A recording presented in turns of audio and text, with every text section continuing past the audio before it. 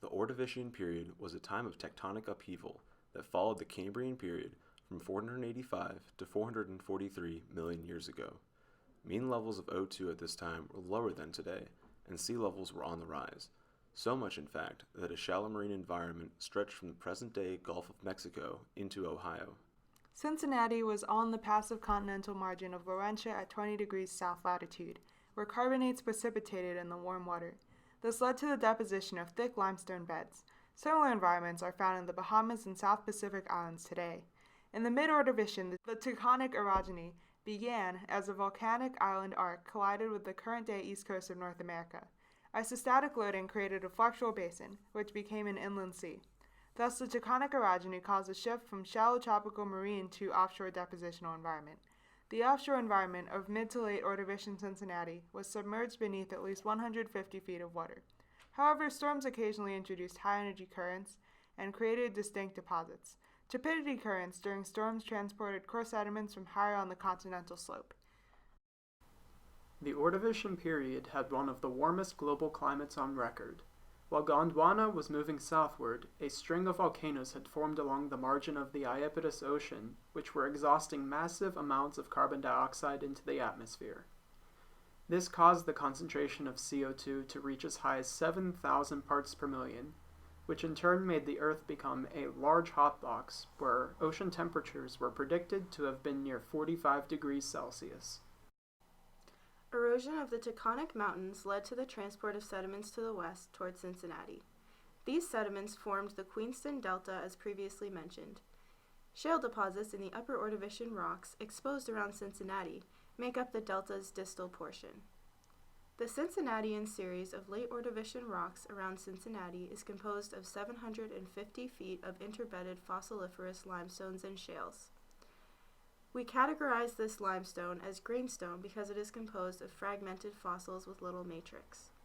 Thinly bedded grainstone was deposited in high-energy storm events in an otherwise calm offshore environment. Graded bedding is another indicator of sporadic storms impacting the seafloor. Since the grainstone beds were deposited during storm events, they are what are called tempestites or storm deposits. As the environment transitions into shore face, we see the greatest number of limestone beds.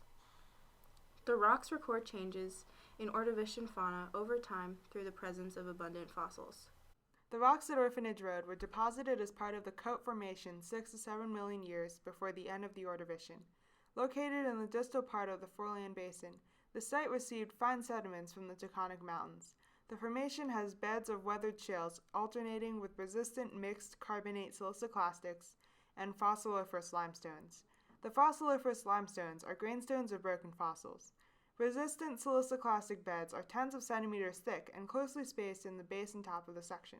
In the middle of the section, the proportion of clay beds increases, and resistant beds are centimeters thick.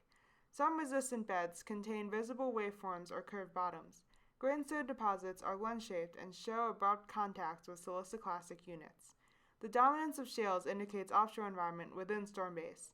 The fragmentation of fossils and transport of sandy sediments from closer to shore requires high wave energy. Hummocky-like bed forms and waveforms provide further evidence for storms. Minimal storm beds show high sea levels, where the site of deposition is so far offshore that few storm waves reach the bottom, whereas more storm beds indicate low sea levels. Trammell Fossil Park is an outcrop that exposes 4 formations representing C2 and C3. Overall, the site has thicker resistant storm beds than the Orphanage Road outcrop, and these beds contain a greater concentration of fossils. Storm beds are also closer together, especially at the top of the hill, where individual beds are indistinguishable. The Fairview is the farthest down section and represents the shallow subtidal environment. It mainly consists of shale, but also contains frequent grainstone storm beds. Above the Fairview is the Miamitown Formation, which is underneath the Bellevue. The Miamitown Formation represents the deep subtidal environment and contains 90% shale. The Miamitown Formation slopes because the shale rocks are less resistant to weathering. The most upsection formation is the Corryville. The Bellevue and Corryville are almost entirely grainstone, forming a rubbly nodular facies of tightly packed storm beds. After deposition of the Miamitown, regression moved the current site of Trammell Fossil Park back into the shallow subtidal environment. Southgate Hill is located just across the Indiana border and is home to C5 and C4 sediments, all representatives of the Richmondian Formation. The oldest C5 sediments we observed at the site are the Dalmanilla coquina, comprised almost entirely of loosely cemented carbonate shell fragments. Because there are no fine-grained sediments binding these shells together, and because the shells are mostly intact, we can infer that they were deposited in an offshore environment where the tides did not destroy them completely. Moving upward into the C5 formation, the rocks become more resistant, forming ledges in the exposed formation. Once we get into the middle of the C5 formation, at the top of the hill, a large bench of sandstone marks the beginning of the invasion of life. Below the bench, there are a few fossils, mainly corals and bryozoa, all embedded in a medium-grained siltstone. Above the bench, trilobites, cephalopods, and even more bryozoa can be found in the layers of shale. From this point onward, the fine-grained sandstone slopes appear 30 feet towards the surface. This cross-section shows a regressive movement of water towards the sea, transitioning to shallow waters in conjunction with a return of marine life to the area. The Ordovician stratigraphy of Cincinnati is crucial for gathering information on what was occurring during the Ordovician period. Rocks indicate features of the environment where they were deposited. The rocks paint a history of climate change and sea level change in the flexural basin to the west of the Taconic Mountains. During our trip to Cincinnati, we observed deposits from offshore, deep subtidal, and shallow subtidal environments. Throughout the mid to late Ordovician, we see a general shallowing trend from the Cope Formation seen at Orphanage Road to Trammell Fossil Park. Then Southgate Hill shows the entire range of depositional environments.